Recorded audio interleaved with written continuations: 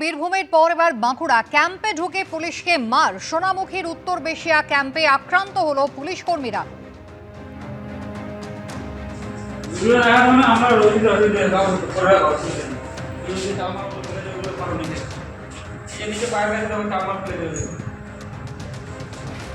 দীর্ঘদিন ধরে দামোদর থেকে বেআইনিভাবে বালি তোলা হচ্ছে বলে পুলিশের কাছে খবর ছিল, পুলিশ ব্যবস্থাও নেয়। আর তার জেরেই রাতে পুলিশ ক্যাম্পে ঢুকে 50 থেকে 60 জন হামলা চালায় বলে অভিযোগ।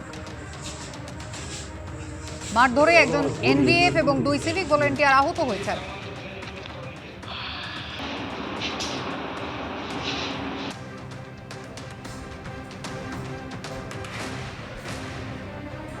সোনামুখীর উত্তর বেশিয়া ক্যাম্পে পুলিশের আক্রান্ত কিভাবে পুলিশ হয়েছে দেখতে পাচ্ছেন। একেবারে ভাঙচুর চালানো হয়েছে। দীর্ঘদিন ধরে দামোদর থেকে বেআইনিভাবে বালি তোলা হচ্ছিল বলে পুলিশের কাছে খবর ছিল, সেই অনুযায়ী পুলিশ ব্যবস্থা নেয়। আর তার জেরেই রাত্রিবেলা অন্ধকারে পুলিশ ক্যাম্পে ঢুকে 50 থেকে 60 জন একেবারে তাণ্ডব চালায়। এই ঘটনায় একজন এনভিএফ এবং 2 জন সিভিক ভলেন্টিয়ার তারা আহত হয়েছেন।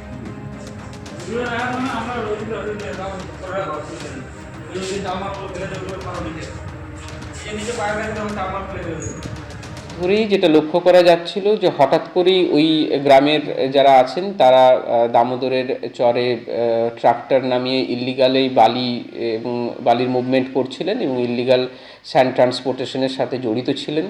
ইনফরমেশন পেলে আমরা তৎক্ষণাৎ গিয়ে সেগুলোকে ইন্টারসেপ্ট করতাম এবং বিগত 2-3 মাসে 4-5টি এরকম কেস হয়েছে যেখানে ওই এলাকার মানুষজনকে অ্যারেস্ট করা হয়েছে এই কাজের সাথে জড়িত থাকার কারণে, এবং যেসব গাড়িগুলোকে ব্যবহার করছিলেন তারা সেই গাড়িগুলোকেও আমরা সিজ করি।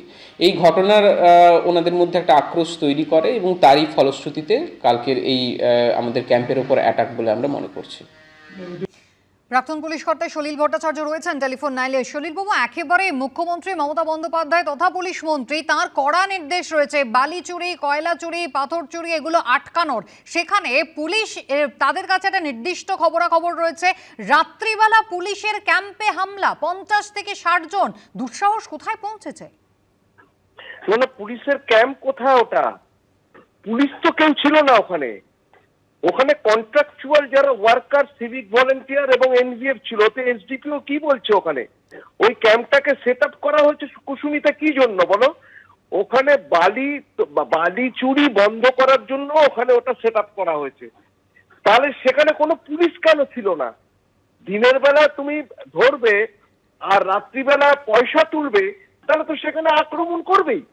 একটার পর একটা, ওয়ান আফটার অ্যানাদার পুলিশ কিন্তু আক্রান্ত হচ্ছে। দেখো, এর আগে বীরভূমে হয়েছে, এখানে বাঁকুড়ায় হয়েছে, উত্তর দিনাজপুরে হয়েছে, উত্তর মালদাতে হচ্ছে, সমস্ত জায়গায় কিন্তু পুলিশ আক্রান্ত হয়েছে। কারণ কি? কারণ এই বালি চুরি, এই এসডিপিও যেটা বললো যে বালি চুরি রুখবার জন্য ওখানে একটা ক্যাম্প রাখা হয়েছে উইদাউট এনি পুলিশ পার্সোনেল। তুই ভাবতে পারো কতটা অন্যায়, অনৈতিক এবং আনএথিক্যাল, এবং it is contrary to the departmental policy.